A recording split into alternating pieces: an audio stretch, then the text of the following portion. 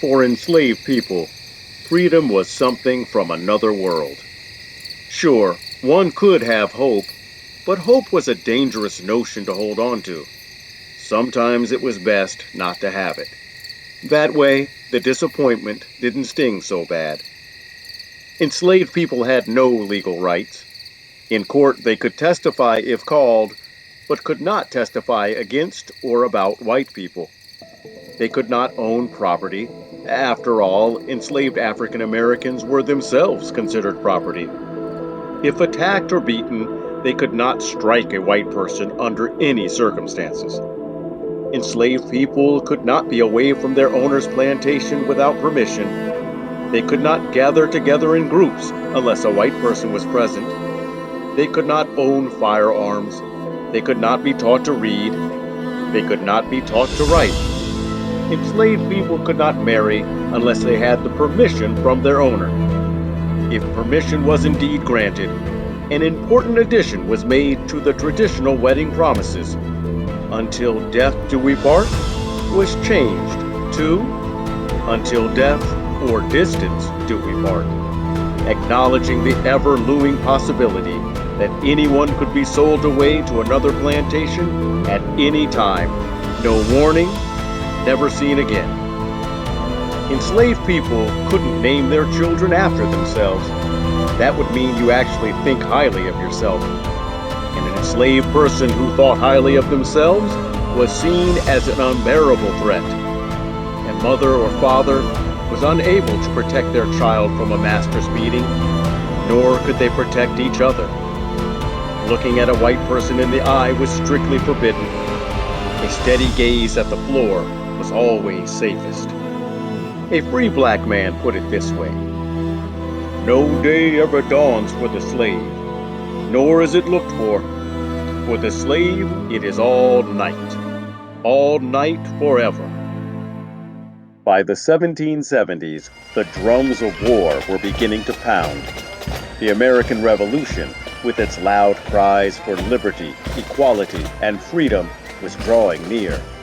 Could a new day be dawning for enslaved people? African Americans, both enslaved and free, played critical roles throughout the American War for Independence. Some stories are well known, like James Armistead, the enslaved man who asked for his master's permission to serve in the Continental Army under Marquis de Lafayette. Because of Armistead's knowledge of the Virginia terrain, Lafayette decided to use Armistead not as a soldier, but as a spy. Posing as a runaway, Armistead made his way into the camp of British General Lord Cornwallis and quickly gained the trust of the British.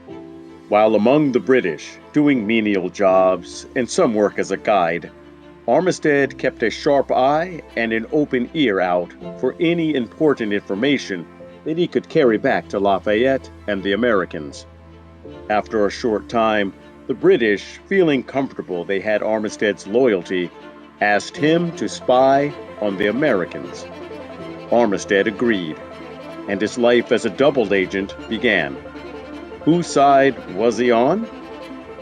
The answer came when Armistead overheard the British plan to send a major force to Yorktown, Virginia, to join Lord Cornwallis and put the clamps on the rebellious southern colonies.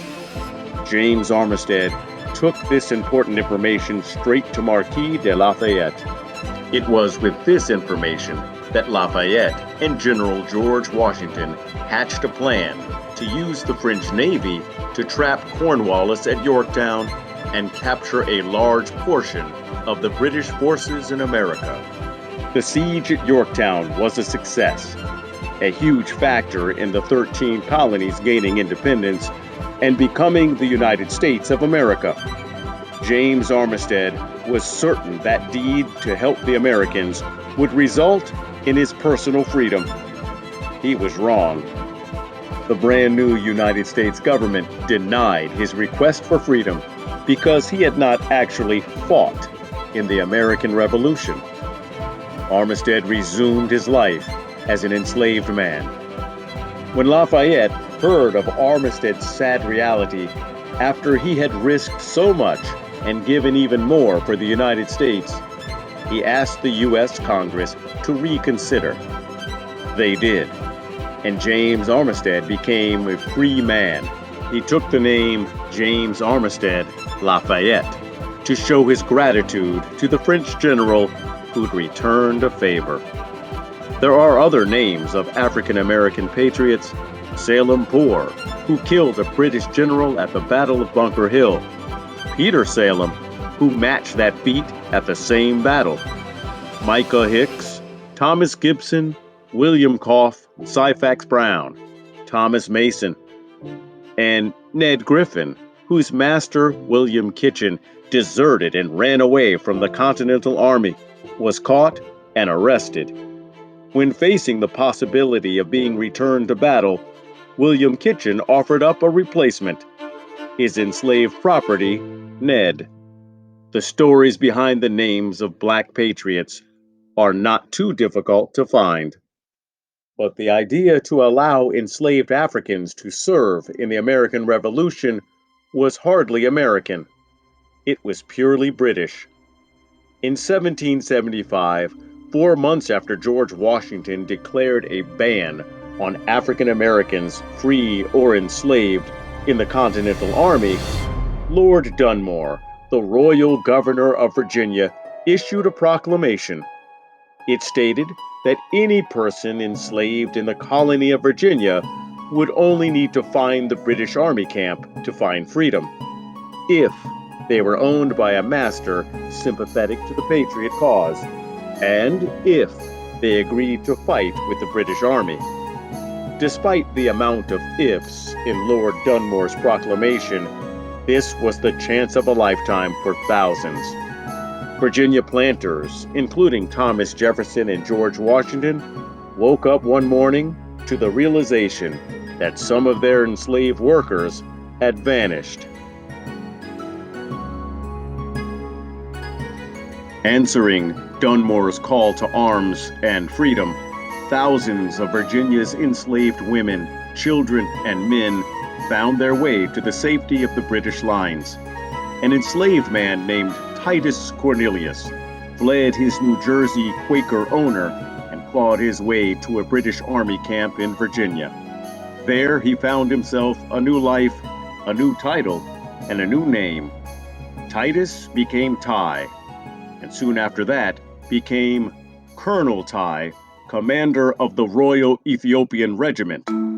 This small, mobile military unit struck terror in the hearts of patriots as they carried out stealthy raids throughout the New Jersey colony.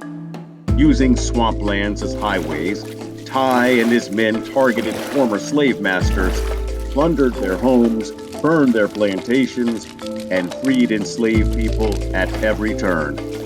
They captured some patriot leaders while assassinating others. Colonel Ty's Royal Ethiopians grew to 800 and never lost a man, all while wearing uniforms embroidered with the words, "Liberty to slaves."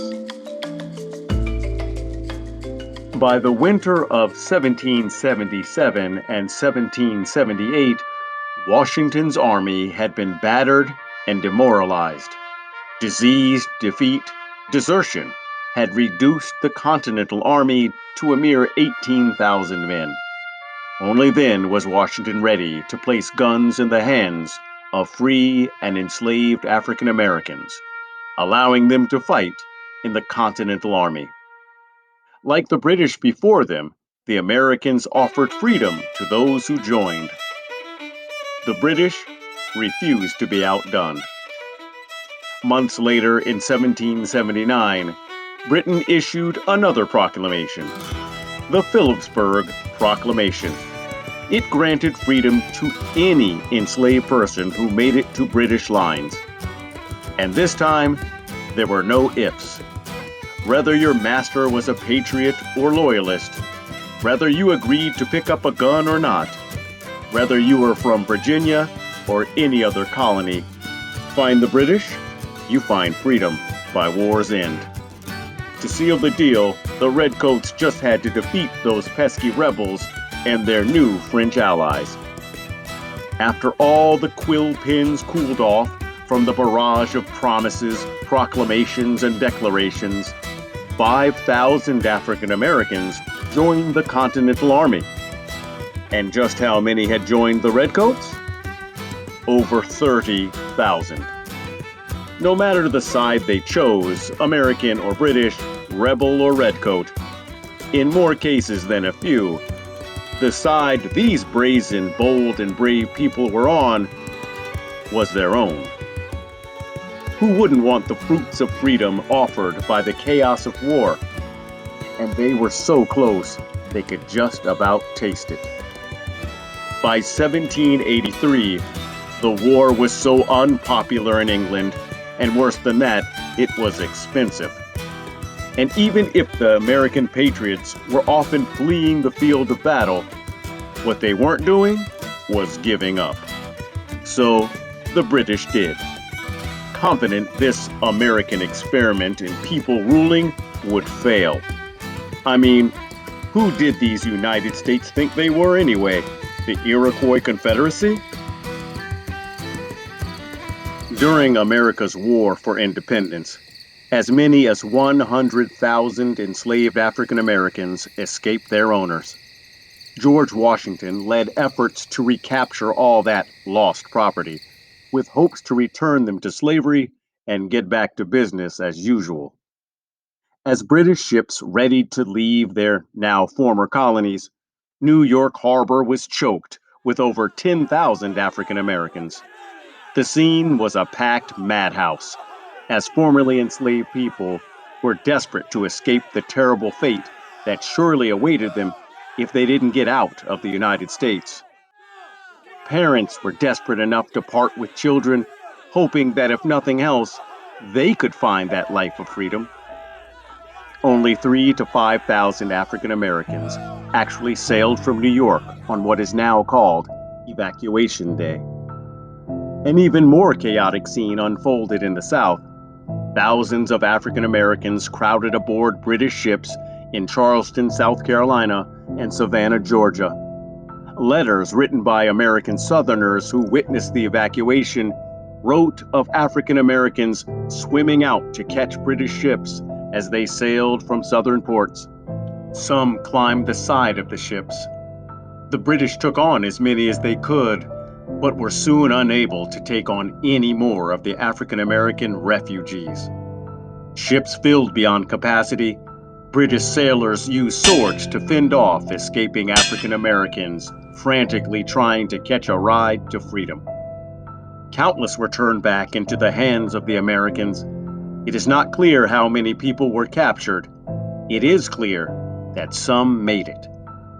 While it is apparent that the loyalties of colonists split during the American Revolution, some remained loyal to the British Crown, while others formed loyal bonds with patriots.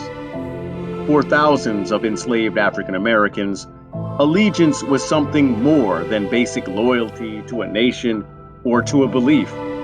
Their loyalty was to themselves, their families, and to a feeling: the feeling of freedom.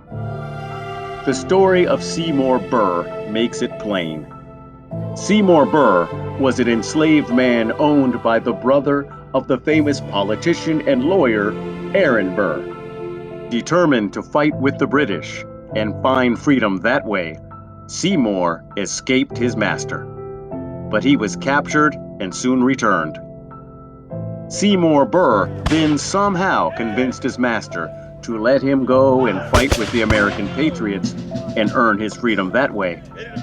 And that he did. Who won the War of Independence? Seymour, and thousands of others just like him.